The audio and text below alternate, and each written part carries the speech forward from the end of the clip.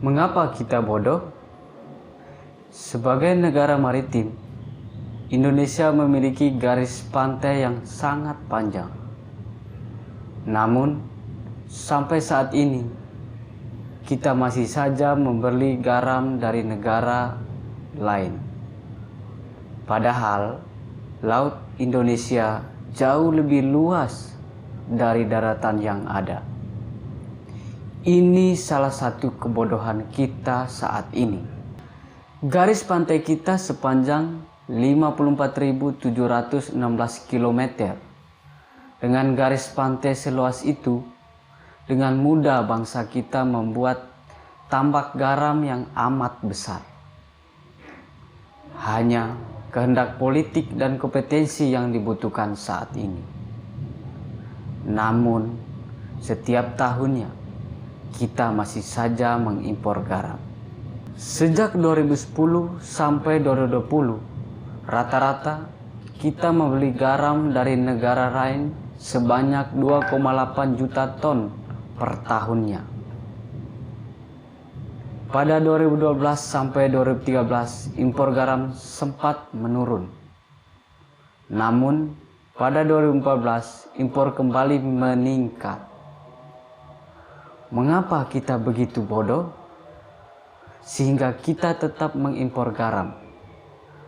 Walaupun kita memiliki kawasan laut dan garis pantai yang amat luas. Mengapa kita bodoh? Indonesia juga adalah negara spiritual. Beragam agama tumbuh dan berkembang di sini. Semua agama tersebut mengajarkan kedamaian dengan alam dan lingkungan sekitar. Tidak hanya itu, agama-agama asli Indonesia menawarkan jalan menuju pencerahan dan pembebasan.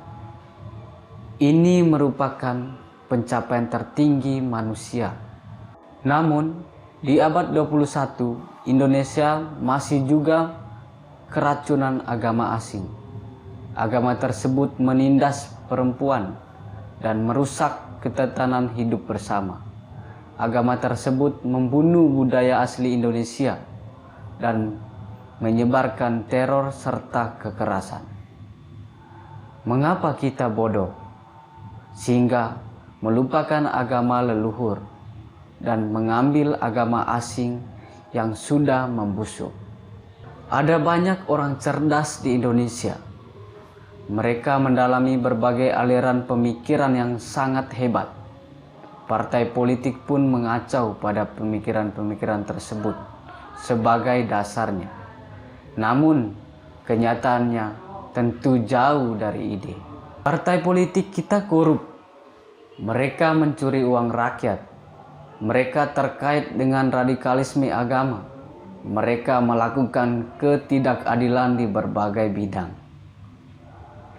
Namun kita tetap tertipu. Partai yang jelas korup tetap dipilih. Partai yang jelas terhubung dengan radikalisme agama tetap juga terpilih. Alhasil, pemerintah kita cenderung tidak efisien, korup, dan tidak adil. Mengapa kita buta dan bodoh?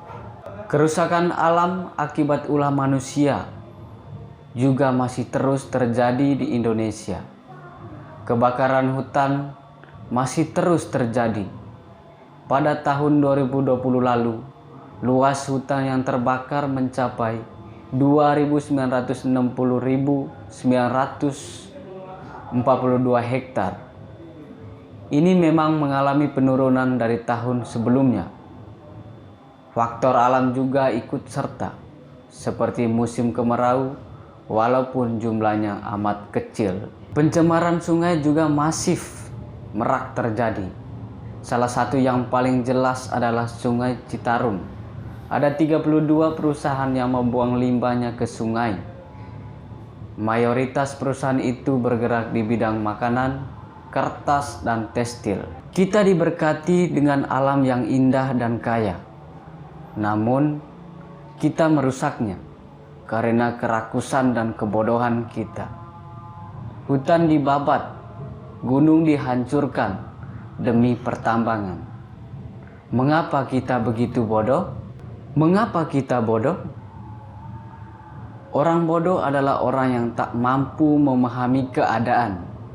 Akibatnya, berbagai peluang ia lewatkan. Sebaliknya, ia justru malah merusak keadaan dan peluang yang muncul di depan matanya. Ini yang terjadi pada bangsa kita. Kita bodoh karena kita diperbodohkan secara sistematik dan sistemik oleh negara. Pemerintah terus mengeluarkan berbagai kebijakan pendidikan yang memperbodoh. Pejabat pendidikan yang pilih tak kompeten di bidangnya. Padahal, untuk menjadi maju, kita perlu rakyat yang mampu berpikir rasional, logis, kritis, dan bernurani jernih. Sementara, pendidikan kita tetap bermutu amat rendah. Hafalan buatan menjadi cara mendidik. Kepatuhan buta juga menjadi keharusan.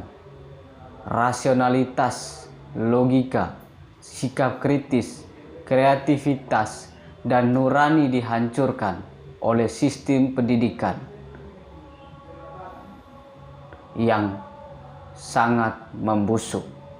Hafalan dan kepatuhan buta sebenarnya merupakan kurikulum pendidikan penjajah. Belanda menerapkannya untuk warga Indonesia di masa penjajahan. Namun ketika merdeka, inti dari pendidikan penjajah ini tak juga diubah. Bahkan ia dilestarikan sehingga bangsa kita tetap bodoh dan miskin. Pendidikan semacam ini juga menghasilkan budaya kemunafikan. Anak diajarkan jujur, sementara para pemimpin masyarakat mencuri dan membohongi rakyat. Anak diajarkan menahan nafsu, sementara para pemimpin agama memperkosa anak kecil. Pendidikan penjajahan juga dibuat kita tak peka pada hak-hak asasi manusia. Manusia dianggap sumber daya yang bisa diperas untuk keuntungan ekonomi ataupun politik. Kelompok minoritas terus dipaksa menelan ketidakadilan. Bangsa yang terbelah dan bodoh akan selalu ketinggalan di dalam perkembangan peradaban dunia. Kita bodoh karena kita terus diperbodoh. Kita sama sekali belum merdeka. Sebagai bangsa, kemampuan kita terus bernalar sehat, berpikir logis, kritis, serta memiliki kejernihan nurani amatlah rendah. Pertanyaan kecil pun muncul, mau sampai kapan